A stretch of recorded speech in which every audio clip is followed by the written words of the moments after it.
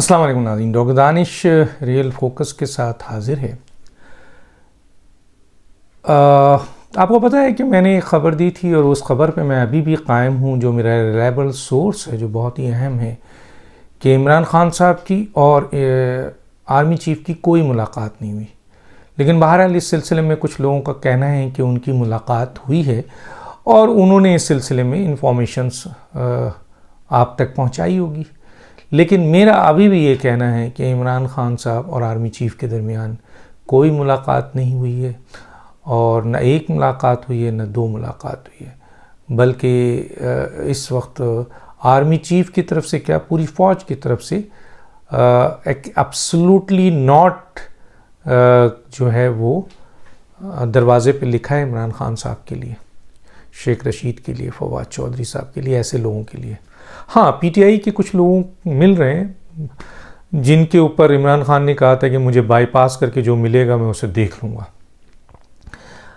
इमरान ख़ान साहब और उनके लोग और उनके हवारी मुसलसल फ़ौज के ख़िलाफ़ हर्ज़ा सराई एक मुनज़्ज़म मुहिम चला रहे, एक मुनज़्ज़म मुहिम जिससे पाकिस्तान की अफ़वाज को नुकसान पहुँचे। आज ही का वाक़या देखिए कि एक तरफ वो बराए नाम उलमा की किसी कन्वेंशंस में गए हैं और वहाँ पर भी फ़ौज की तज़हीक और तज़लील की है, और अब वो इस हद तक चले गए हैं कि उन्होंने एक जामिया में, जो गवर्नमेंट कॉलेज ऑफ लाहौर है, वहाँ गए हैं और वहाँ जो तालिब इल्म है उस वहाँ पर जाके तामीरी गुफ्तगू नहीं की, जो एक अच्छे सियासतदान की होती है कि वो तामीरी गुफ्तगू करता है, स्टूडेंट्स को उनके मकासद याद दिलाता है, उनका मकसद याद दिलाता है, उनके एजुकेशन पे उनको फोकस करने को कहता है, उस सिलसिले में किस तरह दुनिया में एजुकेशन जो है इम्पॉर्टेंट है उसके ऊपर तवज्जो देने के बजाय अपने मकासद के लिए उस जो एक तालिब इल्मों के साथ मीटिंग हुई उसमें उन्होंने अपने मकासद को वहाँ पर इम्प्लीमेंट किया और सियासी गुफ्तगू की। ना सिर्फ सियासी गुफ्तगू की इमरान ख़ान साहब ने, बल्कि फ़ौज की तज़हीक की, फ़ौज के ख़िलाफ़ नारे लगवाए। अब आप ये बताइए कि ये वो नई नस्ल है जिसने पाकिस्तान की बागडोर संभालनी है, जिसने पाकिस्तान की तामीर करनी है, जिसने पाकिस्तान की क़यादत करनी है, जिसने पाकिस्तान को बनाना है, और आज तक बच्चों में यही जज्बा पैदा करते हैं हर पॉलिटिशियंस, हर लीडर, कि आपने पाकिस्तान को बनाना है और पाकिस्तान के अहम तरीन इदारे हैं, इनकी हिफाजत करनी है, इनसे मोहब्बत करना है, इनको साथ लेके चलना है। अफ़वाज पाकिस्तान और पाकिस्तान लाज़िम व मलज़ूम है। लेकिन आज हम क्या देख रहे हैं? आज हम देख रहे हैं कि गवर्नमेंट कॉलेज ऑफ आपके लाहौर के तालिब इल्मों को इमरान ख़ान फ़ौज के ख़िलाफ़ उकसा रहे हैं, फ़ौज के ख़िलाफ़ नफ़रत पैदा कर रहे हैं, फ़ौज के ख़िलाफ़ जो है वो उनके अंदर उनसे नारे लगवा रहे हैं। अब आप ये बताइए कि ये नई नस्ल को इमरान ख़ान फ़ौज के ख़िलाफ़ खड़ा करें, ये किसका एजेंडा हो सकता है? ये किसका एजेंडा हो सकता है? मैं आपसे पूछ रहा हूँ, जितने लोग भी सुन रहे हो बताएं किसका एजेंडा हो सकता है? क्या ये मुल्क दुश्मन एजेंडा नहीं है?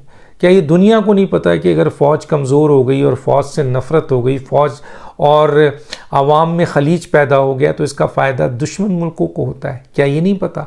और वो मुल्क तबाह हो जाते हैं जिस मुल्क की फ़ौज और आवाम में खलीज पैदा हो जाए, नफ़रत पैदा हो जाए, फासले पैदा हो जाए। तो इमरान ख़ान साहब क्या कर रहे हैं? उस नई नस्ल पे काम कर रहे हैं जो आगे चलकर बागडोर संभालना है। इसका मतलब है आप उनको अभी से अफ़वाज पाकिस्तान में किसी एक शख्स का नहीं कि वो बाजवा है या वो हफीज़ है या वो सलीम है या वो फैज़ है वो या वो नदीम है, नहीं नहीं नहीं नहीं, बल्कि आप पूरी एक इदारे को मुनज़्ज़म साजिश के तहत नुकसान पहुँचा रहे हैं। लेकिन अफसोस है, मैं आज ये कहना मुझे पड़ा और मैंने ट्वीट भी किया है कि अफ़वाज पाकिस्तान के एक एक सिपाही को, एक एक जनरल्स को, एक एक ओहदेदार को, एक एक फ़ौज के जो भी फ़ौज का से जो मुंसलिक है, उसका अव्वलीन फ़र्ज़ है कि वो इस इदारे की हिफाजत करे इस किस्म की मुनज़्ज़म साजिश से।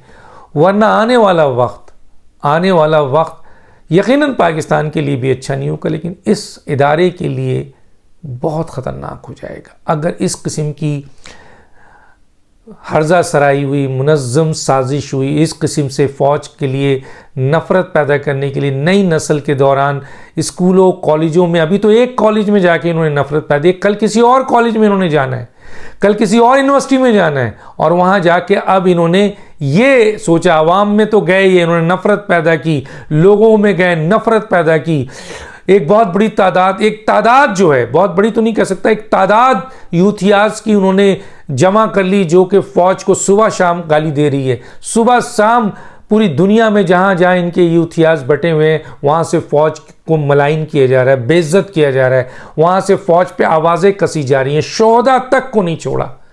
और अब इमरान खान साहब ने एक नया रास्ता निकाला है कि वो नई नस्ल, नौजवान नस्ल जो कि जामियात में पढ़ रही हैं, जो कि कॉलेजों और स्कूलों में पढ़ रही हैं, वहाँ जाके फ़ौज के ख़िलाफ़ नफ़रत पैदा करें और फ़ौज के ख़िलाफ़ नारे लगवाएं।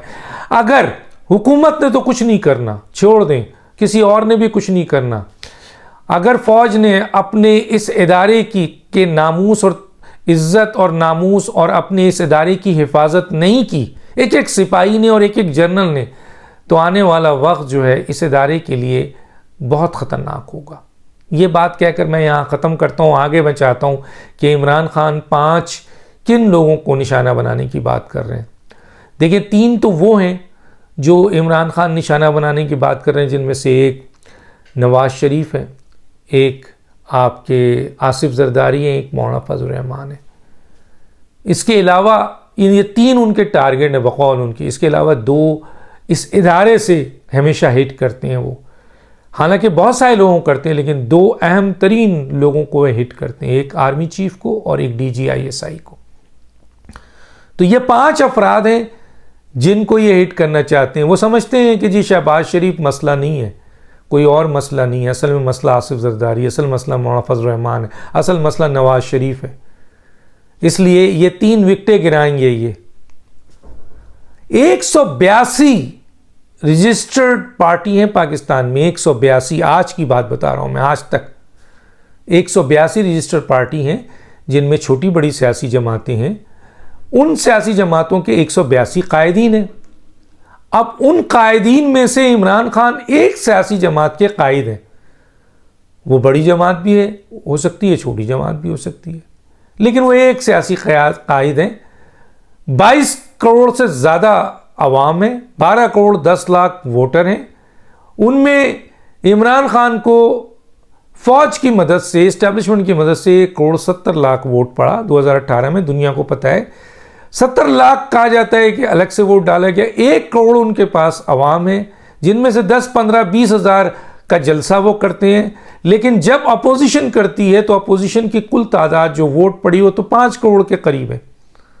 और इसी तरह अगर 182 सियासी जमातें ले लें तो उनको 10, 5, 11, 5,000, 10,000, 15,000, 20,000 लगाएं तो ये तो 7 करोड़ जो टोटल वोट पड़ते हैं वो डिस्ट्रीब्यूट हो जाते हैं। उसमें से 1 करोड़ इमरान खान है, तो एक इमरान खान है। वो कहते हैं कि जी मैं इन्हें माफ़ नहीं करूंगा, मुझसे कहा जाता है कि इनको माफ़ कर दूं। भाई आप कौन होते हैं? आप 182 अराकीन में से 182 सियासी जमात में से एक सियासी जमात हैं। आपको ये किसने हक दिया है कि बाकी सियासी जमातों के कायदीन पर और लीडर्स पर जो है ना वो आप इल्ज़ाम लगा दें ये चोर हैं, डाकू हैं, बग़ैर सबूत के? ये काम आपका तो नहीं है। और आपको कौन कहता है कि आप इनको माफ़ करें ना करें? कौन कहता है? ज़रा नाम तो जाहिर करें। और आप होते कौन हैं इनको माफ़ करने वाले? ये तो काम अदालत का है, ये काम इदारों का है कि गिरफ्तार करे और अदालत माफ़ करे। आप कौन होते हैं? आप इस वक्त अपोजिशन में एक सियासी जमात है, यकीनन आपकी जमात एक बड़ी जमात है, लोग हैं, इसमें कोई शक नहीं है, लेकिन आप अकेले हैं 182 सियासी जमातों में से। आपको किसने इख्तियार दिया है कि आप लोगों पर संगीन इल्ज़ाम भी लगाएं और ये भी कहें कि मुझे कहा जाता है इन्हें माफ़ कर दो और मैं इन्हें माफ़ नहीं करूंगा? भाई आपको कौन कहता है? नाम बताएं। कौन बेवकूफ़ आदमी आपको ये कहता है कि जी आप इन्हें माफ़ कर दें? आपकी हैसियत क्या है कानूनी और आइनी, जो आप बाकी सियासी कायदीन को जो इल्ज़ामात लगाते हैं चोर डाकू जिसको साबित नहीं कर सकते हैं, उस पर माफ़ी की बात करते हैं कि माफ़ कर दो। आपको किसने इजाज़त दी है? आइन ने दी है, कानून ने दी है, किसने इजाज़त दी है? बता दें, जो आप हर जगह ये बोलते फिर रहे हैं। खुदा के लिए इमरान खान साहब इसका जवाब दीजिए कि आपको कौन कहता है कि इन चोरों डाकुओं को माफ़ कर दो? अगर ये चोर और डाकू हैं, इनके सबूत हैं, तो ले जाइए अदालत में, अदालत इनको सज़ा देगी। आप कौन होते हैं माफ़ करने वाले? और आप कौन होते हैं किसी को बगैर सबूत के चोर डाकू कहने वाले? एक तो ये बात थी। 182 सियासी जमातें, 182 कायदीन, 30,000 से ज़्यादा सियासी और दीनी जमातों के जो है ना लीडर्स हैं, जो छोटे बड़े लीडर्स हैं। सोचिए, 342 जो है वो आपके पार्लियामेंटेरियन हैं, 100 सेनेट के हैं, 1000 से ज़्यादा जो हैं वो मेंबर ऑफ पार्लियामेंट है, हज़ारों की तादाद में लोकल बॉडीज़ में है। किसने आपको एक हक दे दिया, एक इमरान खान, एक पीटीआई, कि जी आप जो है वो हर चीज़ के ऊपर घुस गए? और आपको किसने हक दिया है कि आर्मी चीफ की अपॉइंटमेंट 182 सियासी अरकान कुछ नहीं कह रहे? ये इस्तेहकाक आइन ने सिर्फ प्राइम मिनिस्टर को दिया है कि वो आर्मी चीफ अपॉइंट करे। आप कौन होते हैं ये कहने वाले कि मेरिट पे करो? आप कौन होते हैं? जब आप आए हुकूमत में तो कर लीजिएगा मेरिट में। आपको किसने इख्तियार दिया है कि आप डिक्टेट करें? आपको ये क्यों नहीं समझ में आता है कि पाकिस्तान के 182 सियासी जमात जो रजिस्टर्ड है, उनमें से एक रजिस्टर्ड जमात पीटीआई है, जिसके आप कायद हैं। चाहे उसके फॉलोअर्स 1 करोड़ हों, किसी के हो सकता है 10,000 हों, किसी के हो सकता है 5,000 हों, किसी के हो सकता है 87 लाख हों। पीएमएलएन के सही मायनों में उस 2018 के जो वोटिंग है वो 1 करोड़ 30 लाख वोटर हैं, एक्चुअल जो उनके वोटर्स हैं, मालूम कर लीजिए आप। पीपल्स पार्टी के जेयूआई है, एमक्यूएम है, एएनपी है, बड़ी बड़ी सियासी जमातें हैं, तहरीक-ए-लब्बैक है। मसलन वो उनकी कोई हैसियत नहीं है, सिर्फ आप हैं। मसलन 182 में से एक कि आप ये भी कहते हैं कि जी मैं माफ़ नहीं करूँगा। भाई आप कौन होते हैं और आपसे कौन कहता है इनको माफ़ी दें? इनको माफ़ करने वाले अदालतें मौजूद हैं, छोड़ने वाली अदालतें हैं। आप कौन होते हैं? और दूसरी बात यह है कि जी आप कौन होते हैं जो आर्मी चीफ को अपॉइंट करें? आपको कोई इख्तियार नहीं है। तो क्यों ये बात दुनिया में शोर मचा के अपनी बेइज्जती कराते हैं? क्योंकि आपकी कोई नहीं सुनता, आपकी कोई हैसियत नहीं है। एक पार्टी की हैसियत से आप अपना पॉइंट ऑफ व्यू, कल कला को कोई बात आप करेंगे तो वहां मेजॉरिटी ऑफ द पार्टी की बात की जाएगी, एक की नहीं। और अगर आपके पास फर्ज कीजिए कि आप बैठेंगे, वोट डालेंगे एक एपीसी में, ऑल पार्टीज कॉन्फ्रेंस में, तो आप एक जमात होंगे, ना कि पूरा पाकिस्तान आप हो गए। आप तो ऐसे धमकी देते हैं, मेरी मर्जी से आर्मी चीफ लगेगा, मेरी मर्जी से इलेक्शन कमीशन का चीफ लगेगा, मेरी मर्जी से डीजीआईएसआई लगेगा। भाई आप हैं कौन? आप एक सियासी जमात के लीडर हैं जिसको पाकिस्तान की तारीख में पहली दफ़ा अदम एतमाद की तहरीक के ज़रिए निकाल फेंका गया है। ये हैं आप। लोग आपने इकट्ठे कर लिए 10,000, 20,000, 30,000, तो इसका मतलब ये नहीं है कि पूरे पाकिस्तान को आप रिप्रेजेंट करते हैं। जब जनरल इलेक्शन होगा तो देख लेंगे आपको कितने वोट पड़ते हैं।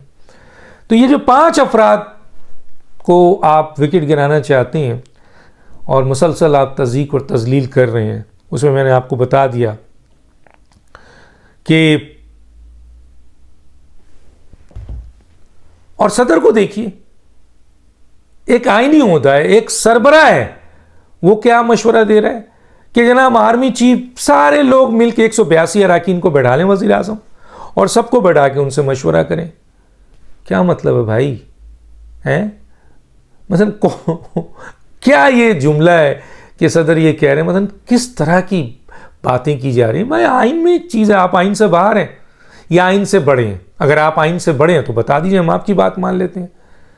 कॉन्स्टिट्यूशन में 243 का 4 लिखा हुआ है कि it is the discretion of the prime minister. तो फिर क्यों मजमा लगाएं? क्यों इन लोगों को बुलाएं, इनसे बात करें? कल आप वज़ीर आज़म बन जाइएगा तो ये इख्तियार इस्तेमाल कीजिएगा। आज जिसके पास ये इख्तियार है वो करेगा। तो सदर को देखिए कि गैर आइनी इक़दाम तो पहले से ही करते हुए आ रहे हैं, और ये स्टेटमेंट भी उन्होंने गैर आइनी दिया है। और इमरान खान साहब को देखिए कि मुसलसल अपने लोगों को धोखा दे रहे हैं, मुसलसल धोखा दे रहे हैं। जो उन लोगों को लगाते हैं इस लाइन पे और एकदम छलांग मार के इस तरफ आ जाते हैं, लोगों को लगाते हैं इस लाइन पे और छलांग मार के इस तरफ आते हैं, मुसलसल धोखा दे रहे हैं। अब उनके अपने अहम तरीन लीडर जो करीब तरीन है इमरान खान के, वो कहते हैं कि इमरान खान हमें धोखा दे रहे हैं। तो बहरहाल इमरान खान, आप एक लीडर हैं एक पार्टी के 182 में से, आप एक सियासी जमात के होते हुए जो आपके अपने पार्टी के अंदर इख्तियारात हैं वो तो ज़रूर रखते होंगे, अगर कि उसमें जमहूरियत नहीं है, उसमें डिक्टेटरशिप है ना, वहाँ पे भी सेंट्रल एग्जीक्यूटिव कमेटी फैसला करती है।